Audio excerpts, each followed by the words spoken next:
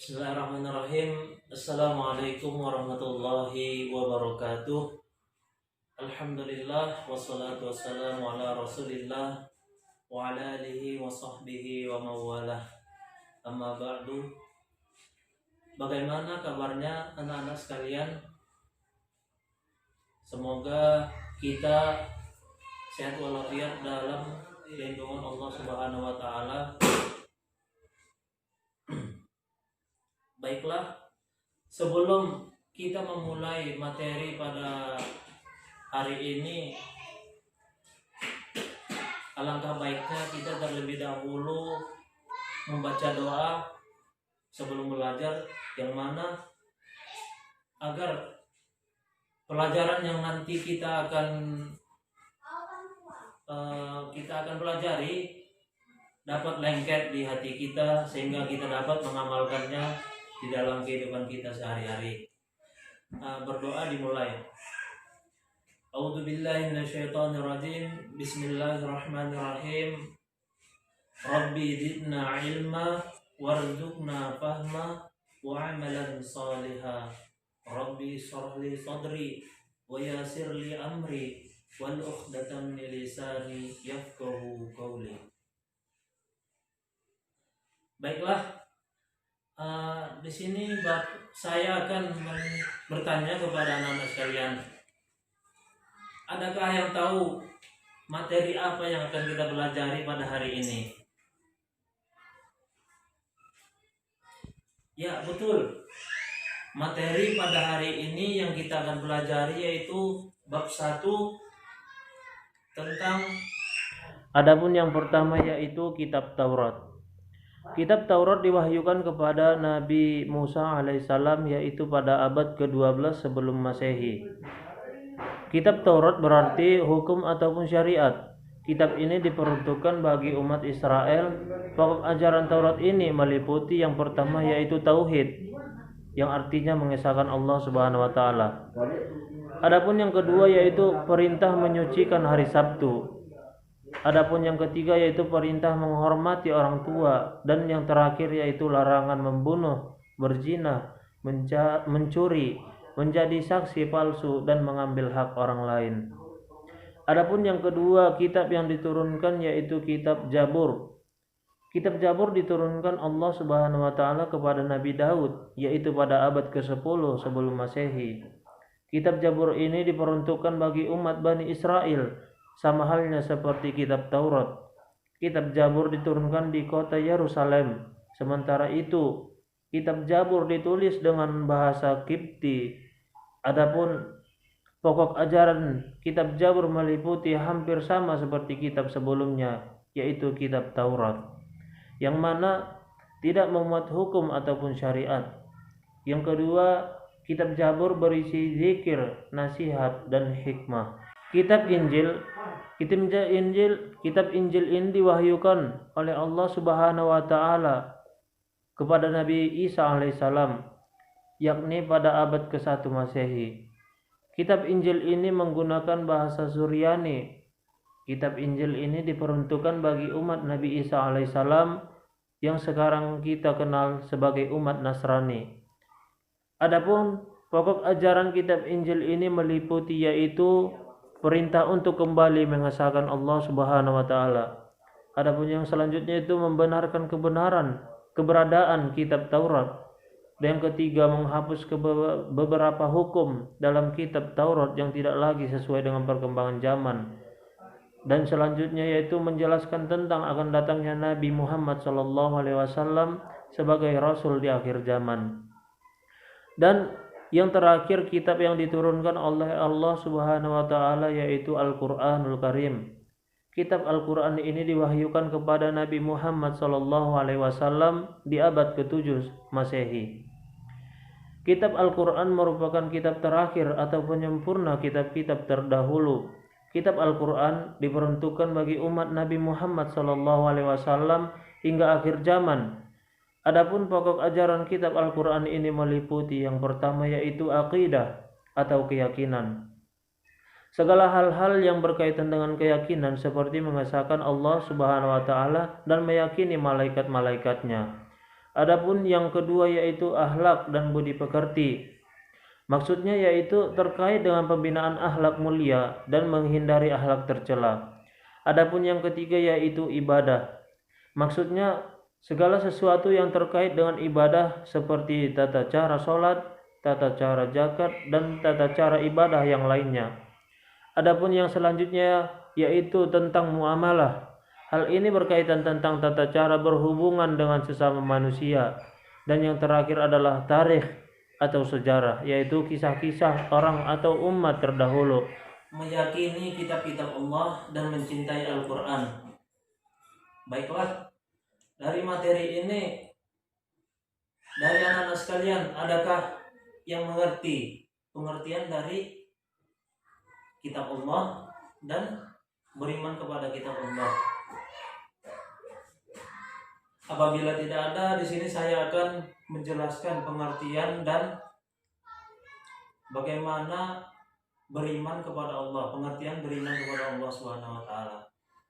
Adapun pengertian kitab Allah yaitu wahyu Allah Subhanahu wa taala yang disampaikan kepada rasulnya untuk diajarkan kepada manusia sebagai petunjuk atau pedoman dalam hidupnya.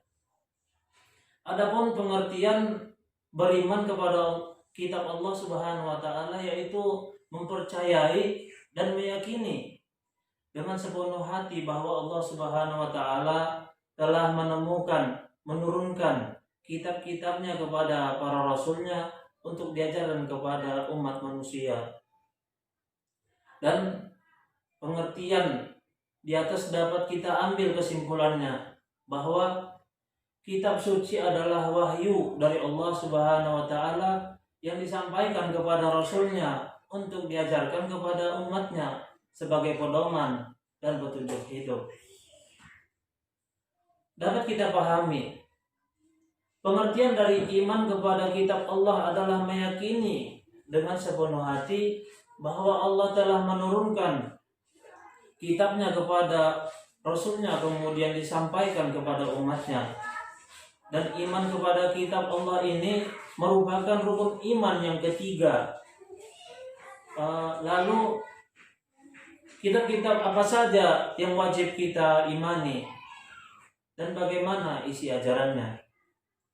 Untuk lebih jelasnya silahkan kepada anak-anak sekalian untuk menyimak penjelasan berikut ini.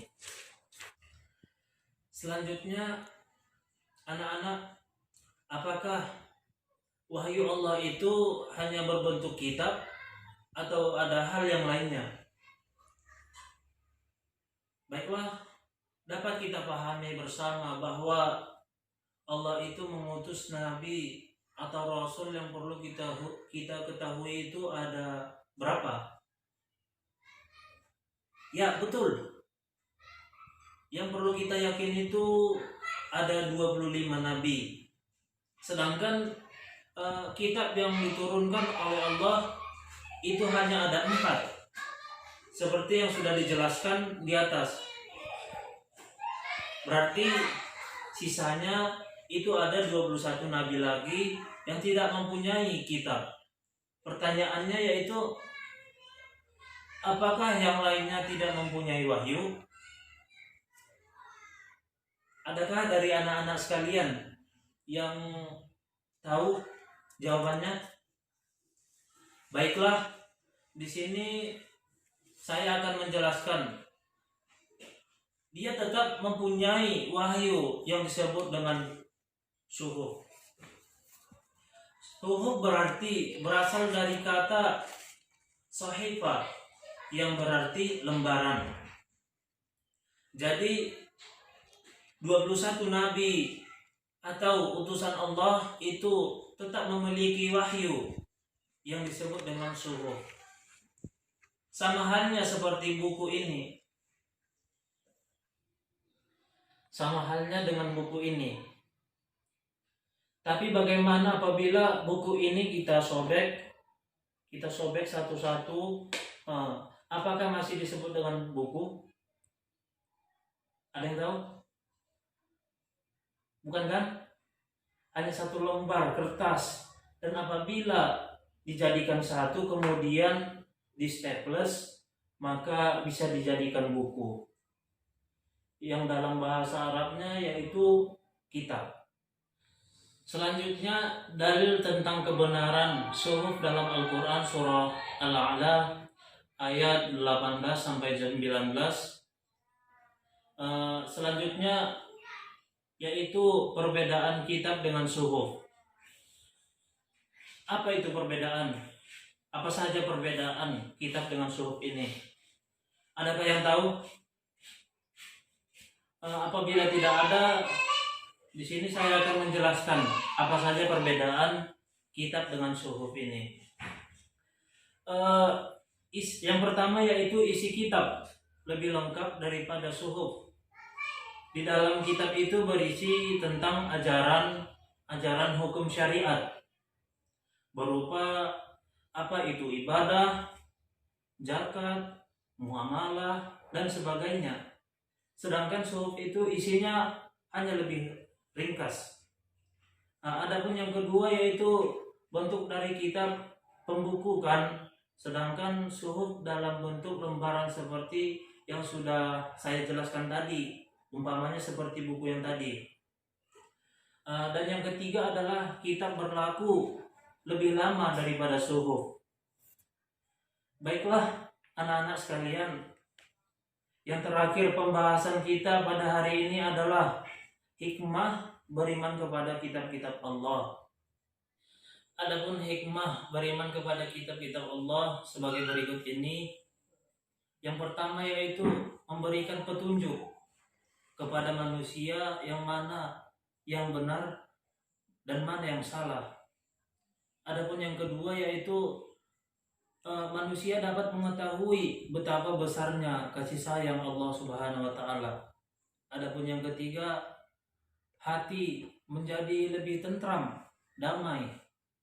Dan yang keempat, bertambahnya ilmu pengetahuan.